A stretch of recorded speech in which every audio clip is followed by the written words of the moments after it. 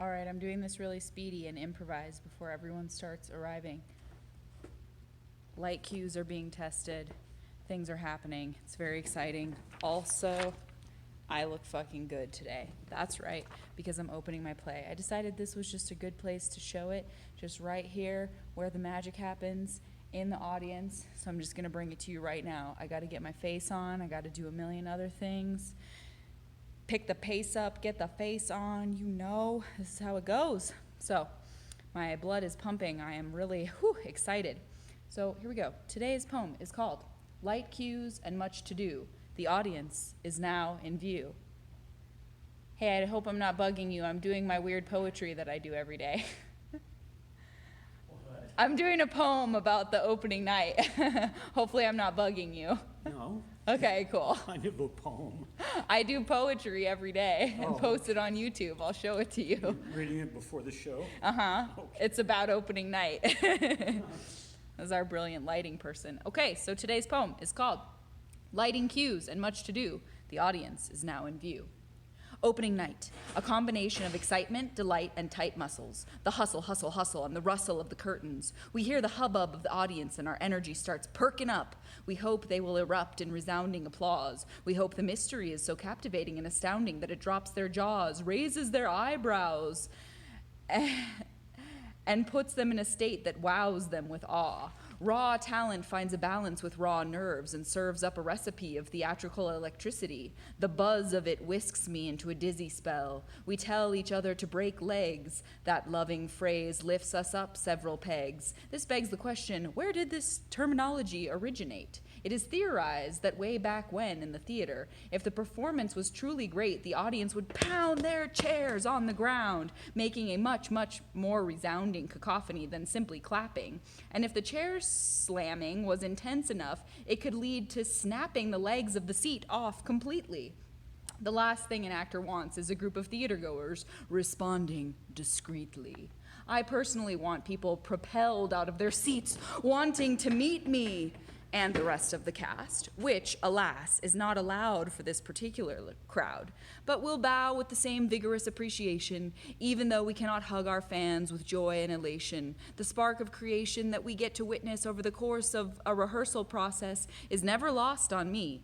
We get to carve out an entirely new reality and live in it for a while. We laugh together, endeavor to build a world from scratch, laugh, cry, wonder why we chose this lifestyle, then are reminded exactly why, and smile with our whole soulful beings.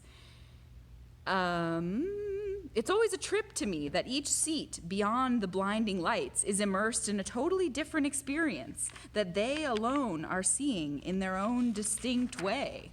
No two people experience a play exactly the same. We actors are all intrigued by the idea of fame, but when you get down to the real reasons why we do it, it's got more to do with a personality type that possesses more creativity and passion than they can possibly contain. We maintain our various positions out in what's known as the real world. But our true selves emerge when we are given the chance to twirl and dance in this unique space that makes us taste life more fully. When we hear that pulley that opens the curtain, pulley that opens the curtains. If the workaday world or anything out in reality has us downtrodden, we step backstage and become alert in all our senses. We shed the barriers and defenses of having to exist in the grind, and we find our deeper vibration. For the duration of a few hours, we are empowered and energized in a way few of us get to experience in our daily lives. We thrive on those butterflies that wiggle in our stomachs. We reach new and exciting summits of what we are capable of. We delve into mystery, scandal, things our daily selves couldn't handle, treachery, and deep love. Before the show starts, I look above me at the catwalk and gawk with wonder and serious appreciation for the extreme devotion, efforts, and concentration required by a whole team that makes these scenes jump off the page, and someone provides us all a path to assuage the damage done by living in this day and age. We can never truly gauge how a performance will go, and that's all part of the thrilling flow of this risk-taking and sometimes painstaking process. Some of us feel totally relaxed and others completely distressed, but all of us feel blessed to be able to embody these characters and bring them to life the best we can. In the span of these 25 some odd years, I've defeated many fears and poured myself into many personalities, even when I feel unclear as to whether or not I could pull it off, regardless if the observers are amazed or if they scoff. There's always a soft spot in my heart for taking on a new story and a new part. It's delightful to be putting on this classic mystery for spooky season, as my dear inspiring theatrical friend said yesterday, responding to my nerves. You'll find gratitude, you'll find reason. Just show all the way up. Just show the fuck up. That fills my cup with abundant luck, and even if I suck, I'll be doing it with all my soul. Who knows what the night holds, but the tickets have all been sold, and we took great pride to mold this formless creative clay into a living, breathing play. So heck, I say we just enjoy it either way. And that's all I've got to say. Things are happening, lights are coming on, sounds are resounding, and we're gonna put on a play now. Wowee!